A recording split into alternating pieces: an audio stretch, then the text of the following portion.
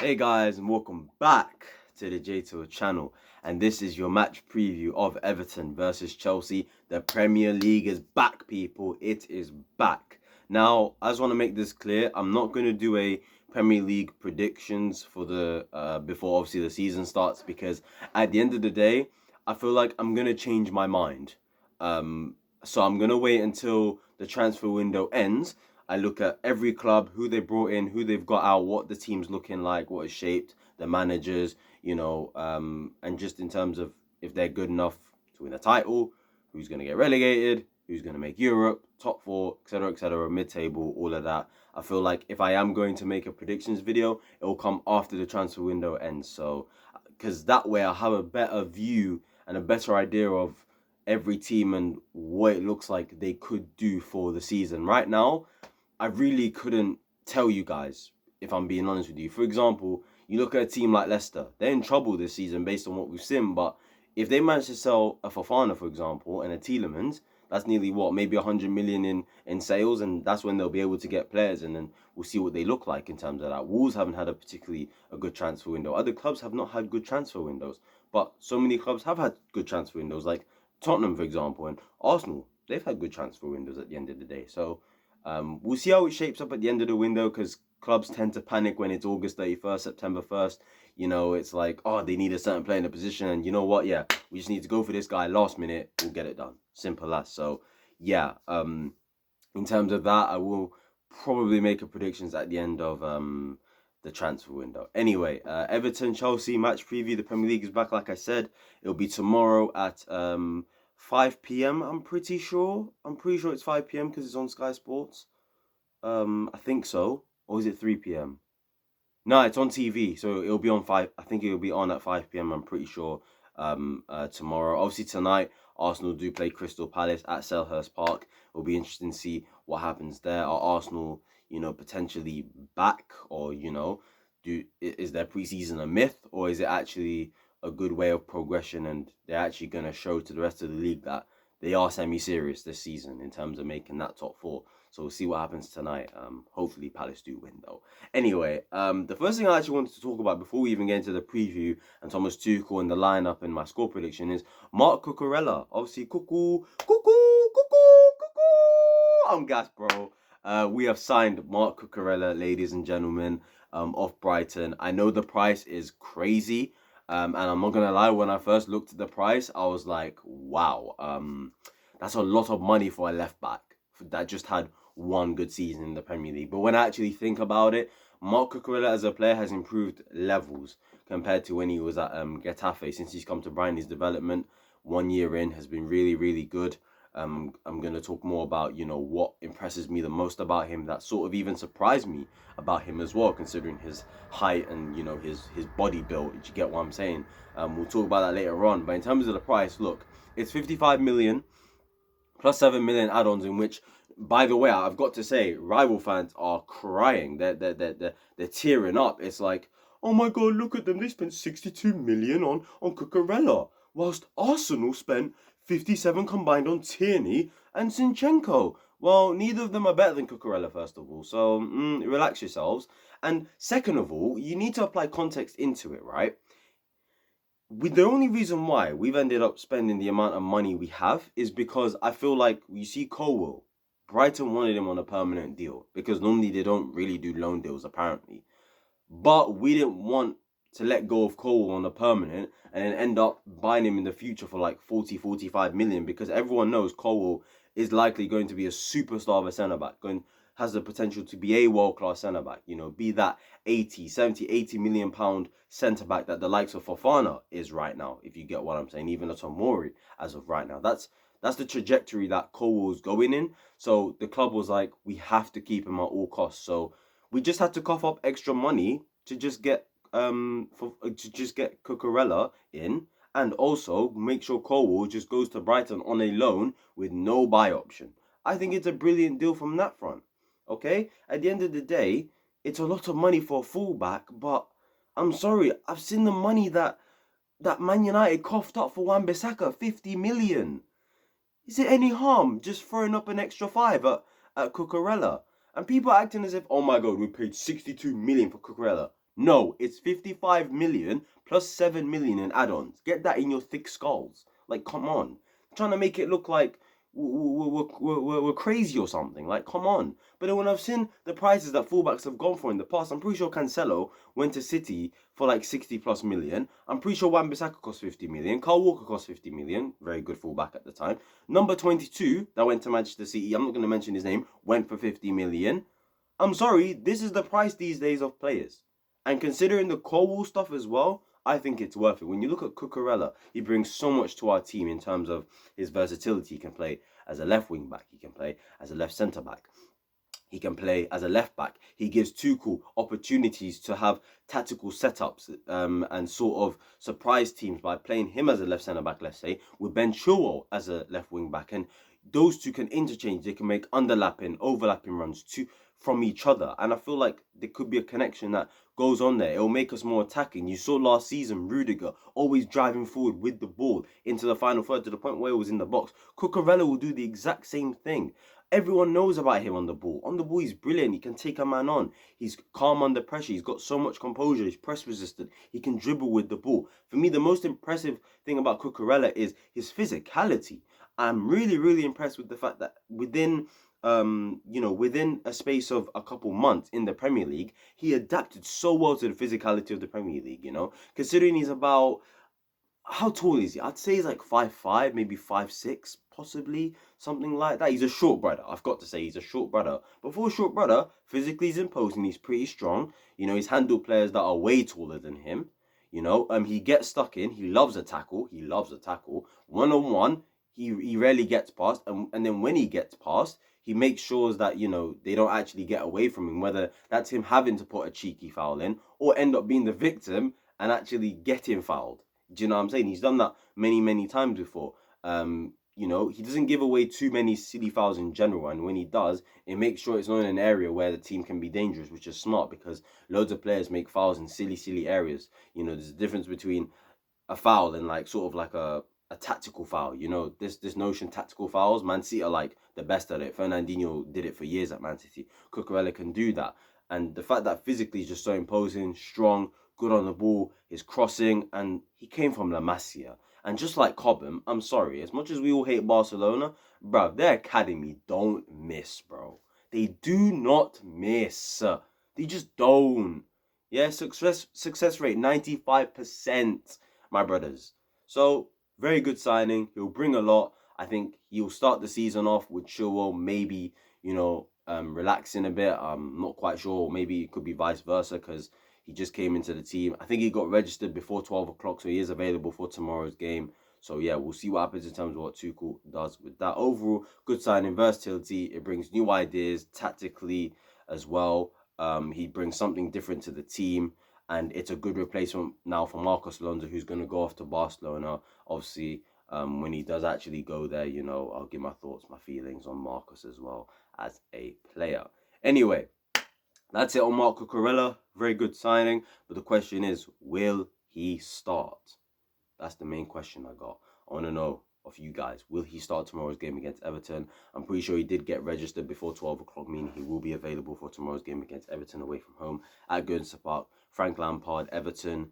In terms of Everton, real quick, before I do the predicted lineups and stuff like that, Everton have had I'm seeing a lot of people put doubt on their name, of course.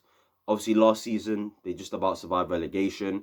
We sort of helped them with that because they beat us as well in order to, survive, the fight. Obviously, in terms of players that they brought in that left back from Wolves on loan, I'm pretty sure. I forgot his name. They brought in Tarkowski on a free from Burnley. Good signing at the back because they do have some clowns at the back like Michael Keane and stuff like that. Obviously, they brought in, who did they buy as well? Dwight McNeil as well. That's a really good signing of Burnley too. Apparently, they're going to go after Idrissa Gana Gueye. So it looks like they'll probably get him. And apparently, they have now signed that guy. Oh, I forgot. Is it Diallo? Someone like that. He came from Lille, I'm pretty sure. West Ham wanted him, but he preferred to move to Everton. So they're making some decent signings. Calvert-Lewin's not available, though, for the game. and Richarlison's obviously gone off to Tottenham as well. So in terms of up front, that's a big loss. So tomorrow defensively, I expect us to actually be calm throughout the whole game, because I'm sorry, if I see an Alex Iwobi score against us, I'm going to be pissed. I'm going to be pissed, considering, man got Koulibaly in. Azpilicueta just signed a new contract as well, which overall I don't really mind. It's not that big of a deal for me. I would have liked him to go to Barcelona just to respect his wishes, because at the end of the day, that's what he wanted. But he decided to stay on his own accord, so I don't mind that at the same time. Anyway, press conference, nothing to talk about. Thomas Tuchel, let's be honest, they barely talked about the game. It was up until the end, they barely talked about the game. Just like the rest of these press conferences, they're useless. I don't know why I keep listening to them. I need to stop listening to them.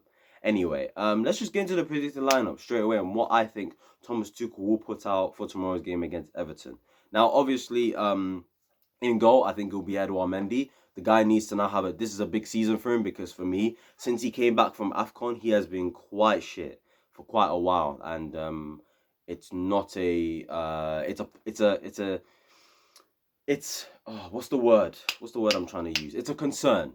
It's a concern. So hopefully he fixes up from that point of view, because it looks like Kepa is going to go on loan to Napoli, and we just bought Gabriel Slonina from Chicago Fire for $50 million, and he looks like he's going to join the team up January 1st. So it looks like maybe he could be our backup for the for half the season when he does come back, for the half season from January onwards, you know what I mean? Anyway, Mendy in goal. The back three, Koulibaly, debut in the Premier League. Let's see how he does. The absolute beast, the tank. I think he's going to have a really good season. I think he's going to prove a lot of people wrong. They're trying to say, he's finished, trying to say 31 years old. Oh my God, why have they bought him for this much money and he's so old and all this nonsense? Just stop it. He's a world-class centre-back, top 5 in his position, and he's not number 5. I can tell you that for damn sure. Thiago Silva in the middle as well, and I got to say, Rolls-Royce centre-back, and I kind of find it crazy how people want to doubt Koulibaly when the same people did this with Thiago Silva, and look how he turned out. I'm just saying, you guys need to learn your lessons. And obviously the right centre-back will be Azpilicueta. I just feel like with Azpilicueta, I think Tuchel trusts him more at right centre-back than Chalobah. That's just the feeling I get. That's the vibe I get. And when eventually Fofana comes in, hopefully, I feel like Azpilicueta will play a role in the team where he'll be a backup for Reece James at right wing back, maybe. Although there's Callum Hudson-Odoi and Ruben there. But I feel like if Fofana comes in, he'll be the main guy at right centre back. And I just feel like Azpi will be that backup instead of Trevor Chalobah. I just get that feeling. Thomas Tuchel really wanted him to stay alongside Todd Bowley. And I feel like now Thomas Tuchel owes it to Azpilicueta to actually play him regularly, at least until we get a centre-back in. And I think he's going to give that to Azpi. So I think that will be the back three. You look at the wing-backs, I think Reece James will start. Didn't have the greatest of pre-seasons, but I trust him to fix himself up and get back to full fitness and full sharpness. And hopefully he has a very good game tomorrow at right wing-back. Left wing-back's an interesting one. Now, I'm going to say this right now before I pick who I think Tuchel will play. I think whoever plays will not play the whole game. We have 5 substitutes now. So Tuchel can now afford to sub players off that maybe in the past he wouldn't have been able to sub off. There's probably games last season where he probably wanted to sub off Marcos Alonso, which he did do a lot of the time, but he knew, there's an injury, so I've got to sub off a midfield and I've got to get in attackers instead, especially when we were chasing a game or something like that. So I think this season with 5 subs, it will give Tuchel a lot of tactical flexibility, a lot more opportunities for certain players to get minutes and for everyone to just get a chance in the team. So I feel like tomorrow, whoever it is out of Cucurella and Chilwell, I think both of them, whoever starts, will go off the pitch. Why? In the case of Chilwell, the guy is not at his full best yet, and that's understandable. He just came back from an injury, so I've got to say fair enough in terms of that. And in terms of Cucurella, he just joined the team, and he needs time to sort of acclimatize to our style of play and stuff like that. He's only going to have 1 training session with us before the game tomorrow, maybe 2. I'm not sure if we did 2 today. I doubt it, because I'm guessing we must have done a training session and then traveled to Liverpool. But I just think with Cucurella, I think it'll be him that starts tomorrow, but I don't think he's fully fit. I'm not sure if he had a pre-season with Brighton, if he played many games for them in preseason. I'm not quite sure in terms of his fitness levels. That's why I actually think if he does start tomorrow, which I think he will come off maybe after 60, 70 minutes, or maybe we'll start Ben Chilwell tomorrow instead, and Cucurella will come on in the same fashion as well. Or maybe Marcus Alonso just might start. But I doubt that, because apparently there's been reports coming out saying he's going to travel to Barcelona this weekend to, obviously play. I mean, sign for them. So it looks like that deal is close. I'm not quite sure in terms of that. In terms of the double pivot, it was a difficult one for me. But I think Jorginho's going to play. I think he's key. He's the only 6 we have in our team. So I think he's going to play. The other one was a bit more difficult for me. Cover or Kante? I'm going to go Kante. I think he's going to go with Kante, leave Cover on the bench. I'm getting the feeling with the way Tuchel's used Cover in this preseason that he's just not fully fit. Something's just telling me something's off with Cover. For some reason, it's just something in my gut feeling telling me something's not right at the moment with Kovacic. So for that reason, I think Kante, he looked sharp in the Udinese game. He was really good in that game. So I think for that reason, he's going to play. I think he looks more ready, more fitter than Cover at the minute. So I think Kante is going to play alongside Jorginho tomorrow, who also had a good preseason. One of the few players that actually had a decent preseason, in my humble opinion. And in terms of the front three, I think this is an obvious one. I think Sterling, Havertz, and Mount. Now, in terms of positionally, I actually don't know, because there's been games where he's played Kai Havertz up top, and it's been Sterling on the left and Mason on the right. But then in the Udinese game, it was Sterling false 9. That worked really, really well. And as an attacking unit, we actually did perform quite well. Didn't take our chances as usual, but it was a lot better in terms of chances created and actually finding spaces to break down teams. So I will say that. So in whatever sort of position they'll be in, that will be the front three for me. Sterling, Havertz, and Mason Mount. Well, that's Mason on the left, Sterling up front, and Kai on the right, or Kai in the middle with Sterling on the left, Mason on the right. It doesn't really matter. I think those will be the 3. So yeah, that is my team. Everton, it'll be interesting to see how it goes. I think tomorrow we could have a very good performance and maybe, just maybe, demolish them. I don't think we will, because we're not clinical enough, but we should do. I think Everton, Frank Lampard's going to implement the same game plan as he did in the other game against us, when they beat us 1-0. Sit back, soak up the pressure, maybe go on the counter, rely on a mistake, and then score a goal. Because at the end of the day, they don't have Calvert-Lewin, they don't have Richarlison. Who are they going to rely on? Solomon Rondon. I mean, come on, guys. We should win this tomorrow. I'm actually going to go with a 2-0 Chelsea win. Nice, comfortable win. Get 2 goals. You get me. Goal scorers will be Raheem Sterling and Kai Havertz. Those are my goal scorers. And yeah, guys, hopefully we win. Make sure you like, comment, subscribe, turn on post notifications. Tell me who you think is going to start tomorrow in terms of the left-hand side. Will it be Cucurella? Will it be Ben Chilwell? Will it even be Marcos Alonso, despite him close to a Barcelona move? Who do you think will start in midfield? Will it be Kante or Kova? Because I think Jorginho will start. And tell me who you think you'll start in the front three, and just all over the team. And yeah, like, comment, subscribe, like I said, turn on post notifications. It's good to be back, guys.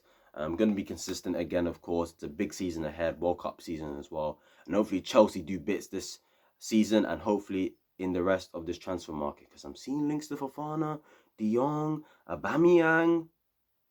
Who knows? Anyway, guys, match review and player ratings will be out tomorrow. I'll see you lot then. Peace. Hopefully we win.